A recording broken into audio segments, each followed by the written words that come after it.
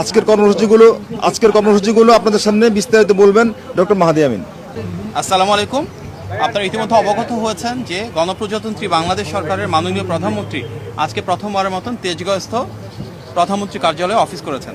তিনি দেশের একজন সাধারণ নাগরিকের মতন করেই ভিআইপি বলতে আমরা যে জিনিসটা দেখতাম আগে, সেখান থেকে সম্পূর্ণ ভেঙে এসে এখানে ঢুকার আগে ট্রাফিক সিগন্যালও ছিলেন, দীর্ঘক্ষণ সেখানে অপেক্ষা করেছেন, অফিসে ঢুকার আগে একটি বৃক্ষরোপণ করেছেন এবং এই প্রধানমন্ত্রী কার্যালয়ের যারা কর্মকর্তা রয়েছেন, যাদের অনেকেই ওনার মা এবং সাবেক প্রধানমন্ত্রী দেশনেত্রী বেগম খালেদা জিয়ার সাথে কাজ করেছিলেন এই কার্যালয়ে, ওনাদের সাথে কুশল বিনিময় করেছেন, নাম ধরে আলাপ আলোচনা করেছেন।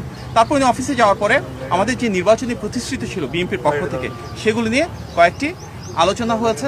সেখানে বিভিন্ন সংশ্লিষ্ট মন্ত্রণালয়ের যারা মাননীয় মন্ত্রীবর্গ রয়েছেন এবং সম্মানিত সচিববর্গ রয়েছেন, ওনারা সেখানে অবস্থান নিয়েছেন এবং ওনাদের যার যার অবস্থান থেকে কিভাবে এই পলিসিগুলো কার্যকর করা যাবে সেগুলো নিয়ে আলোচনা করেছেন। মূলত আজকে প্রথম যে মিটিংটা ছিল, সেখানে মাননীয় প্রধানমন্ত্রী আলোচনা করেছিলেন আমাদের একটি নির্বাচনী প্রতিশ্রুতি, যেটি বিভিন্ন মসজিদের সম্মানিত খতিব সাহেব, সম্মানিত ইমাম সাহেব এবং সম্মানিত মুয়াজ্জিন সাহেব সহ অন্যান্য ধর্মের যারা রয়েছেন সেসব ধর্মগুরুদের জন্য আমাদের একটা প্রতিশ্রুতি ছিল যে মাসিক সম্মানী এবং উৎসব ভাতা প্রদান করা হবে। এবং মাননীয় প্রধানমন্ত্রীর নির্দেশে একটি সিদ্ধান্ত গৃহীত হয়েছে যে ইনশাআল্লাহ এই ঈদের আগেই আমরা এটি পর্যায়ক্রমে শুরুর যে প্রস্তুতি সেটি সম্পূর্ণ করে কিছু কিছু জায়গায় ইনশাআল্লাহ সম্মানিত খতিব সাহেবদের, ইমাম সাহেবদের এবং মুয়াজ্জিন সাহেবদেরকে একটি সম্মানী প্রদান করব ইনশাআল্লাহ। এর পাশাপাশি বিএনপির একটি বড় নির্বাচনী প্রতিশ্রুতি ছিল সারা বাংলাদেশের প্রতিটি মানুষের জন্য যেন মেধার ভিত্তিতে বৈষম্যবিহীনভাবে আমরা কর্মসংস্থান সৃষ্টি করতে পারি।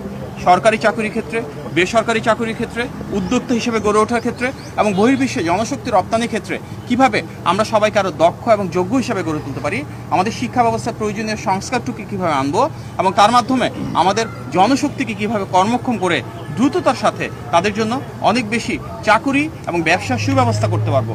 তার জন্য প্রয়োজনীয় যে ডিরেগুলেশন প্রয়োজন, ব্যবসা বাণিজ্য এবং শিল্প কারখানার নীতিমালার প্রয়োজন রয়েছে সংস্কারের জন্য, এবং টেকনিক্যাল এবং ভোকেশনাল এডুকেশনকে আরও কীভাবে প্রাধান্য দিব আমরা, বিদেশে বিভিন্ন দূতাবাস যারা রয়েছে এবং বাংলাদেশে বিদেশি যে দূতাবাস রয়েছে তাদের সাথে সমন্বয়ের মাধ্যমে কিভাবে আমাদের জনশক্তিকে আরও দক্ষ এবং যোগ্য করে বিদেশে পাঠাতে পারবো, এগুলি নিয়ে বিস্তারিত আলোচনা হয়েছে।